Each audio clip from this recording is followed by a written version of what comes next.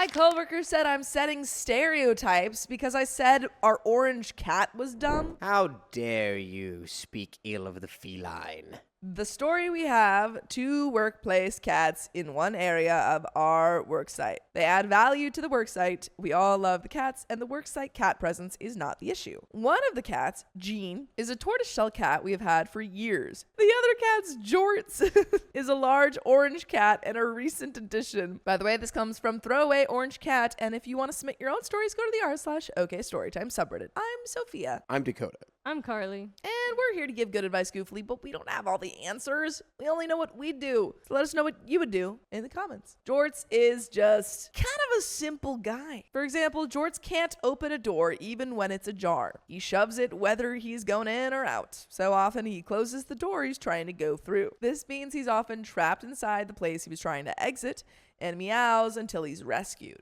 My colleague Pam has been spending a lot of time trying to teach Jorts things. The door thing is the main example. It's a real issue because the cats are fed in a closet and Jorts keeps pushing the door closed. Jean can actually open all the other interior doors since they are a lever type knob, but she can't open this particular door if she's trapped inside the closet. Torty Jean is very nice to poor orange Jorts, and she's kept busy letting him out of rooms he has trapped himself in, so this seems easy to resolve. I put down a doorstop. Pam then said I was depriving Jorts of the chance to learn. Shut and up, kept Pam. removing the doorstop. She set up a series of special learning activities for Jorts and tried to put these tasks on the whiteboard of daily team tasks. I erased them. She thinks we need to teach him how to clean himself better and how to get out of minor barriers like when he gets a cup stuck on his head, etc. I love Jorts, but he's just dumb, and we can't change that. Don't get me wrong, watching her try to teach Jorts how to walk through a door is hilarious, but Jean got locked in the closet twice last week. Yesterday, I installed a cat cutout thing in the door, and Pam started getting real yuffy. I made a gentle joke about you can't expect Jean's tortoiseshell smarts from orange cat Jorts,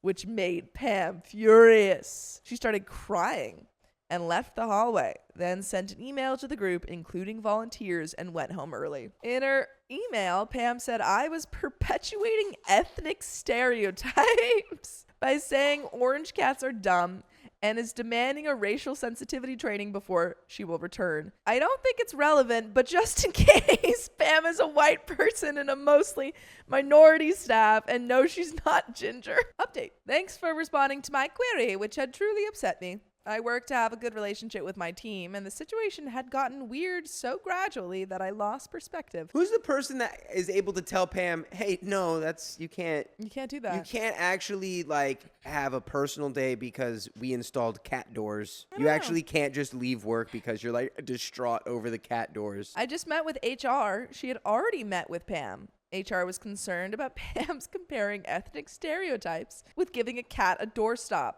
And they addressed that, which went well. HR will follow up to make sure Pam understands. The replies to my query were helpful to me for this discussion. HR also addressed Pam assigning other staff Jorts-related tutoring, as it's not appropriate for Pam to assign others work. This also went well. We both think Pam had a hard time with the transition from volunteer to staff, and may have new kid sensitivity projected to Jorts. Pam got emotional about her perception that I favored Jean over Jorts and gave specific examples. Some of these things are fair. Jorts deserves respect as a member of our team. There are 3 buildings in our workplace. Jean and Jorts are limited to 1. HR told me there were 5 holdouts about vaccines and restricting unvaccinated people from entering the building to protect Jean and Jorts was enough to win over 4 of them. That's crazy, but great. The cat's presence greatly enhances our work with our clients, and Jorts' friendly nature has been so great. Both cats truly are doing important work. Truly, Jorts deserves to be treated with respect. We all deserve to be treated with dignity at work, so I will apologize to Jorts about some things that were insensitive or disrespectful. I think he's being sarcastic. Jean has a nice cat bed with her name on it, while Jorts has chosen an old boot tray in my office with a towel in it. Recently, a visitor put wet boots in the boot tray, and Pam saw Jorts sleeping on the wet boots. I bought a bed for Jorts today, and a name tag has been ordered. B, I will apologize to Jorts and remove the sign saying, days since Jorts had a trash can mishap. 0. Jorts likes to fish dirty paper cups out, and he often falls into the bin or gets a cup stuck on his head. He's able to get out of the bin by tipping it over, so it isn't a safety issue. Jean's staff bio is a photo of Jean, while Jort's bio is a photo of a sweet potato. This is all perfectly fine and normal behavior, and Pam sounds like the least fun person to be she around. sounds like a nightmare. HR also suggested changing Pam's duties, so she's in charge of the cats. This I refused. The cats are my staff, not Pam's. I think Pam was well intended, but actually not meeting the needs of either Jean or Jorts, so they remain under my supervision. Pam was also not to put cups on Jort's head or intentionally put him into frustrating situations given his unique needs. Lastly, and this made us both laugh so hard we can't deal with it in person and will be said via email, Pam admits that she's been putting margarine on Jorts in an attempt to teach him to groom himself better. This may explain the diarrhea problem Jean developed, which required a vet visit. Did we need to bring Pam back? Yeah, could we have actually just been like, gone? Oh, Pam, happy unemployment. Pam is not to apply margarine to any of her coworkers. Jean has shown she is willing to be in charge of helping Jorts stay clean. If this task becomes onerous for Jean, we can have a groomer help. I'm crying, laughing, typing this. I can't believe she frickin' buttered Jorts. I got increasingly nervous about Pam, and HR decided we had to have a team meeting. First of all, the world is not sick of Jorts and Jean, but HR sure is sick of me. Pam is pretty offline, so had not heard of any of it. We selected a variety of fan art and some of the nicer comments to show Pam, and it went fine. We were all very sternly reminded of our stringent worksite privacy policies. Pam wanted to send a letter to the Jorts and Jean fan website, and legal counsel redacted the letter, which is here. The absolute disgust from legal counsel was palpable. We have legal counsel involved in the Jorts and Jean's debacle? Oh, no. I think that they showed, like OP showed Pam some of the fan art and comments about the cats from the Reddit. And then because they were talking about this, now legal is like, this is proprietary information. I need to know where are the reality show cameras for this place? If there was ever a work site that needed to be documented, it's this one. Pam is glad our little cats have so many new friends. Legal counsel told me to knock it off with all this BS. Someone gave Jorts a pipe cleaner. Big relief overall because I did not want to hurt Pam's feelings. Not to mention I really thought I might get fired because I doubled down so much on Jorts and Jean content. I regret nothing. Literally right now I can hear someone playing the Jorts and Jean sea shanty somewhere in the building. By the way, you can listen to all sorts of shanties in our full episodes with stories just like this. Just go to Spotify, Apple Podcasts, or iHeartRadio and search up OK Storytime. There is a third update 3 years later. It's been 3 years, and Jorts has kept us busy. Keeps people posted on his own social media. He types his own tweets with his toe beans on the Bird app at first, now mostly on Blue Sky. He's still a real orange Jorts. He has a lot of thoughts about working people and working cats, and is an active, if not traditional, labor activist. Nice. Contributed to this in the Times feature, which is also a fun read. Happy Cake Day, Jorts and Jeans. Thanks for all the laughs that started right here on the website. From the first image posted in the r/cats entry. Final diagnosis, $687 later. Jorts is a healthy, neutered adult DSH. He is peeing in the sink when someone else is in the bathroom because he wants to feel included. Behavioral. Oh. That's gross, but hey, thanks, Jorts. Thanks, Jorts. Love to Good see on it. ya. And we have a picture of dear Jorts. We do. That we're pulling Jorts. up. Oh my God. Not only that, I found Jorts and Jean's Instagram. Stop it. Okay. Stop it right now. If They anyone have wants one, to check legal's it out, it furious. is literally just Jorts and Jean. Stop it. He's so He's dumb got looking. He does have human hands. He's Look got at him. giant hands. He's got actual giant human It looks hands. so stupid. Oh, Jean is beautiful. Oh, made out of cookie butter. Hello, so beautiful. Hello. Jean is so beautiful. I could figure out the short hair part. I didn't know that the D stands for domestic. I want an FSH. Feral short cat. Short hair. Interesting. Feral short hair. Interesting. Oh my goodness. In the Times? In the Times. The Times of New York? In the Times. No way. He had a whole article. But folks, And look at you, Pam. Pam, you wanted Jorts to stop flying. Yeah. You wanted Shame to on make you. Jorts not who he was. Shame on you. But we've got another story, folks. And I'm going to pass it over to Dakota. Oh, wait, I passed my mic over to you. You don't Yeah, I was like, what in tarnation are you doing over there? I refused to watch other kids even though I'm a nanny. Those kids suck. I, 56 female, have been a nanny to a couple. We'll call them Jenna, 29 female, and Mitchell, 32 male, for a few years now. They've been great people, and I also like the pay since they're fairly wealthy. They give me a big sum, and I also love their kids. They have a boy 4 and a girl 5 who are really sweet, and I look forward to seeing them. By the way, this comes from Nanny on the Loose. If you want to submit your own stories, go to the r/showcase storytime subreddit. I'm Dakota. I'm Sophia. I'm Carly. And we're here to give you good advice goofily, but we don't have all the answers. We wish we did, but we're just a bunch of goofballs.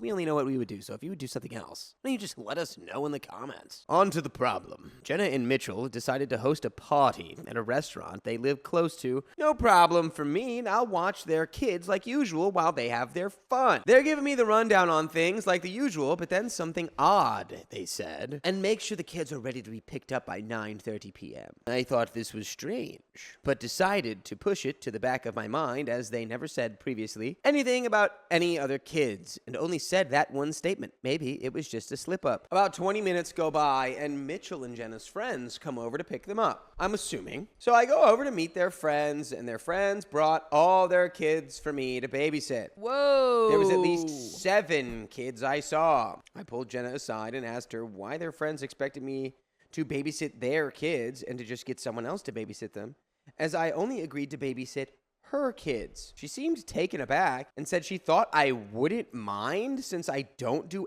anything else with my time anyways. Whoa. My husband has passed away 11 years ago, so I'm always by myself at home now. Which was true, but this was never part of the agreement. Apparently, all her friends were busy and couldn't come to the party because of their kids. And to save money and time, Jenna just offered to dump all their kids at her place for me to watch. I got angry and said unless she's willing to pay me 7 times the amount of money she pays me now, there's no way I'm watching 9 kids for the amount of time that they're gone, which is 8 hours, and that I wouldn't be able to handle it. Her face changed from confused to frustrated and said I should be lucky I'm their nanny at all with the amount of money I'm paid, and to be grateful and do this one thing. As it's just one night, she just wants to treat her friends to a nice dinner. No! Wow. I would, oh my goodness, I would quit. I'd be like, hey, sorry, no. And you knew what you were doing because you didn't discuss this with me at all. Do you really not understand that? Yeah, it is really hard, I'm not though. an entire daycare?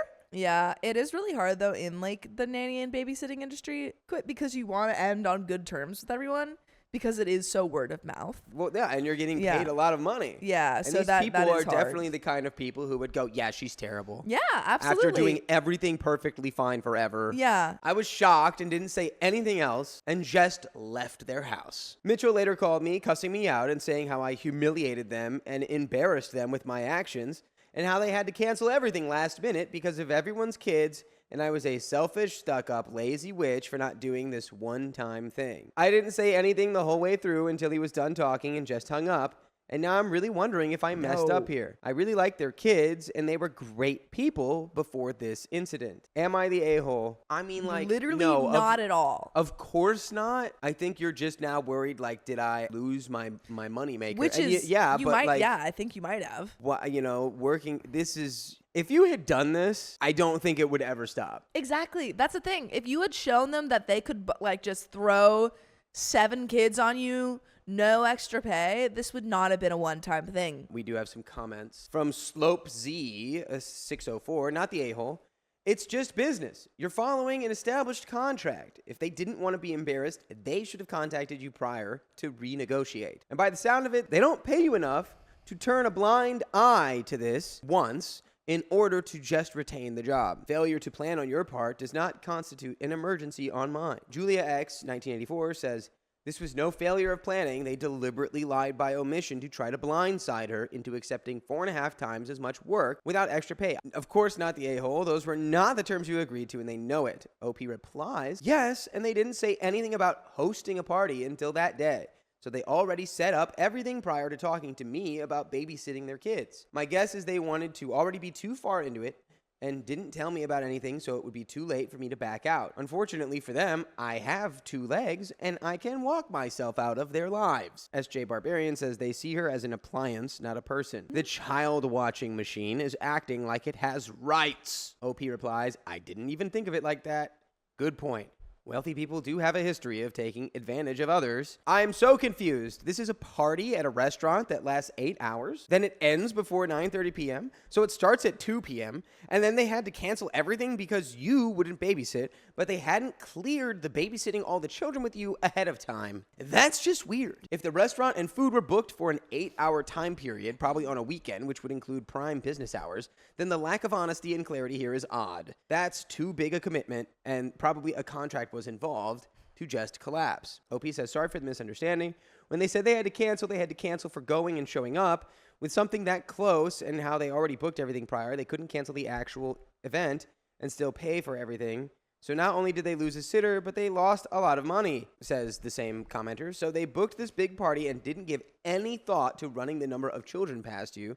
You are not the a-hole, and there is an update. I didn't expect to be posting an update so soon, as I thought they would both ghost me and we wouldn't talk again, and they would find another nanny.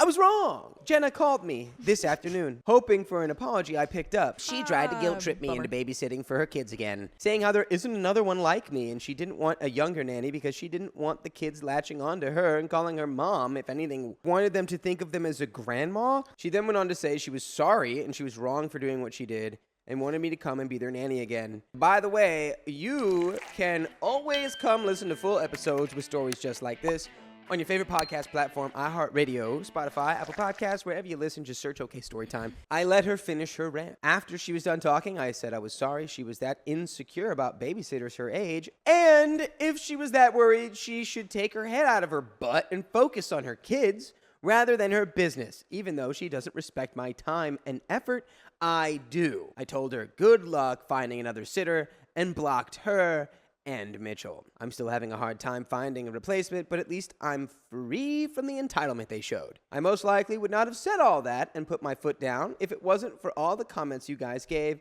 so thank you. Really downplayed my self-worth as a nanny because I'm a caregiver for years, so the boost really helped. And there are some more comments here. Ooh. I am kind of mad you didn't play hardball, though. Yeah, but she's like, I feel like she's just not gonna put up with any nonsense. She's no nonsense lady. Yeah, but I don't want to deal with this. I think of what you could have done. You could have hardballed and maybe like made a contract where say there's I don't know how contracts work.